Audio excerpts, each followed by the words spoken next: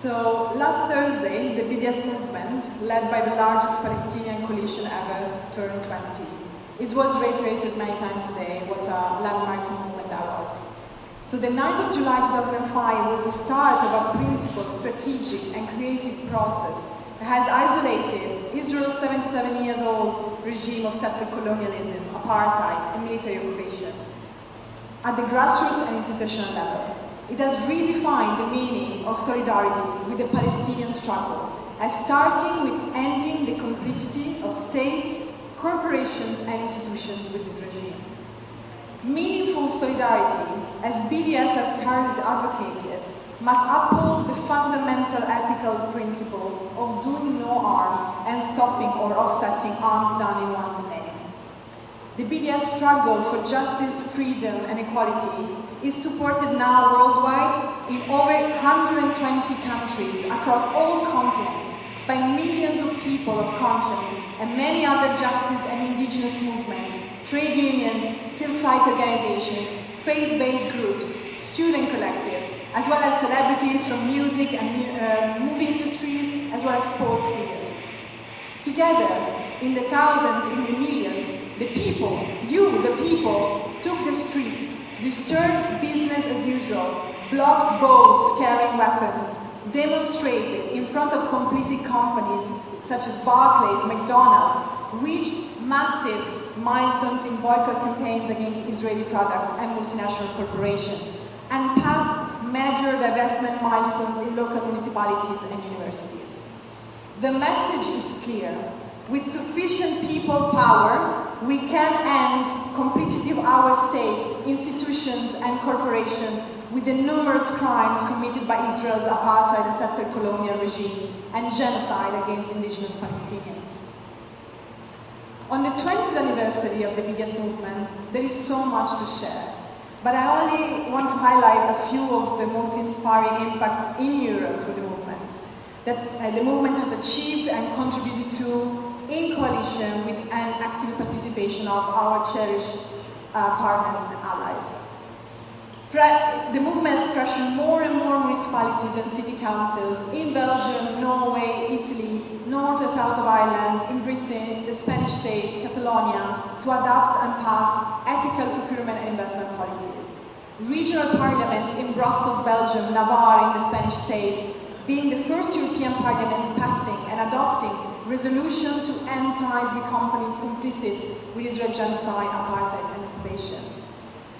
Loads of us have played a huge role in mobilizing our countries in the 2024 UN General Assembly that adopted for the first time with overwhelming majority sanctions on Israel for the first time in 42 years. Mainstream the military embargo on Israel, with 52 states worldwide officially endorsing the military embargo against Israel. The Block the Boat campaign gaining impressive traction in preventing the transfer of weapons to Israel thanks to the diligent and courageous efforts of transport and dock workers and their unions and grassroots movements in Belgium, France, Italy, Catalonia, Greece and Sweden, among others. Initiating direct action against Israel's military companies in several countries, including a peaceful occupation of another Elbit factory in the UK in 2014, disrupting military affairs, and much more. Mobilizing successful pressure on some of the world's largest sovereign funds to divest from companies and banks implicated in Israel's crimes.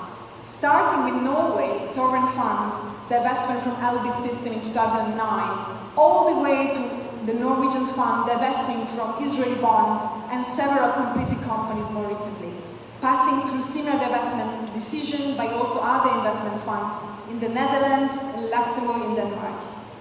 Multinational corporations withdrawing from the legal business in Israel like Veolia, Orange, G4S, Puma, General Mills, AXA. Tech giants being forced to cancel massive investments in Israel, including Intel cancelling its planned $25 billion dollar project not from Gaza. And large corporations like McDonald's, Coca-Cola, Microsoft, Carrefour, among others, that starting to feel in the BDS heat and financial losses. And massive co-op supermarkets like in the UK and in Italy that have adopted BDS measures. In in May 2024, Belgian regional government issued a ban on transit of all arms from its territory to Israel. This was the result of massive work by BDS parties, Belgian trade unions, and legal teams. In 2024, the Spanish Socialist Workers' Party, the main ruling party of Spain, voted in parliament, along other parties, in favor of immediate suspension of Spain's arms trade with Israel. And thanks to the pressure of over 600 civil society organizations and trade unions, the Spanish parliament has started to reform amend the Spanish arms trade control law, which among other things would allow for automatic and comprehensive military embargo on countries under investigation for war crimes, crimes against humanity, and genocide. That also includes Israel. The largest trade union federation law was involved, for instance, in a major milestone reached in Norway for this Norway's sovereign fund to divest from Israeli bonds. Another Norwegian largest pension company, KLP, divested 69 million from Caterpillar and divested some more from German and US weapon manufacturers because of their complicity in Israel's atrocities. Several Danish funds have excluded and divested from Israeli companies, including banks involved in the settlements. These Israeli banks we know they are the backbone of Israeli legal settlements enterprises, and Moody's downgraded the deposit rating in Israel's 5 largest banks. Trade unions. I want to stress the role of trade unions also because we have our comrade here. They mobilized massively in support of the BDS movement and pressure governments to impose sanctions. We have Industrial with LO, the biggest confederation in Norway, the TUC in the United Union in the UK. We have many tens of thousands of cultural figures, including writers, musicians, filmmakers, visual artists, and rapidly growing number of arts organizations, unions, and associations that have publicly endorsed the cultural boycott of Israel, announcing their refusal to work with apartheid Israel or with events and institutional complicity with it, amplifying our rights and our grassroots movement in the mainstream. University, the academic and financial ties with Israel and its complicit institutions.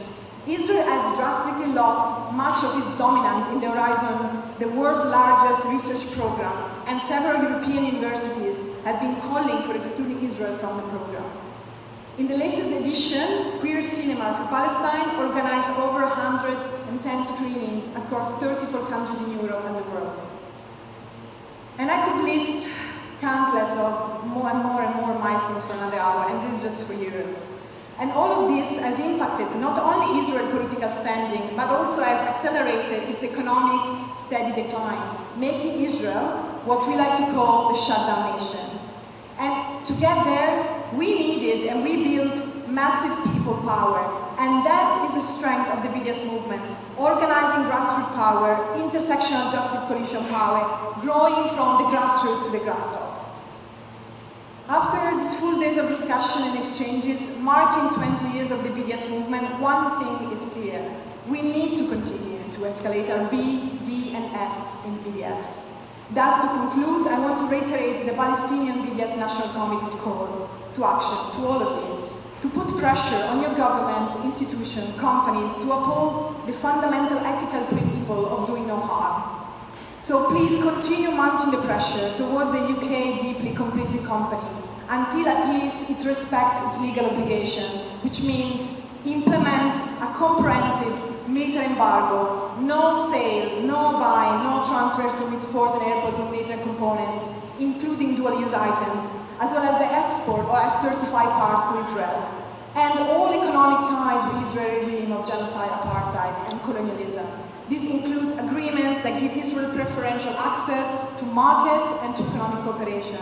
As part of its duty not to recognize and assist in maintaining Israel's illegal and criminal apartheid regime, the UK is legally obliged to ban all trade that enables Israel genocide and or help Israel maintain its illegal presence, including military occupation and settlement activity in the occupied Palestinian territories, including in Jerusalem. But also in universities, in cultural institutions, in churches and faith-based communities, at local council levels, in the workplace and within your unions.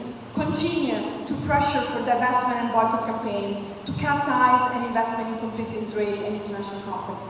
We need to escalate BDS campaigns and diversify our tactics to support Palestinian struggle for freedom, justice and equality. Let's channel our rage and profound sadness for Israel's genocide victims and survivors to escalate our pressure on our complicit states, institutions and corporations even more. Let's channel our profound solidarity into strategic, impactful and principled BDS campaigns.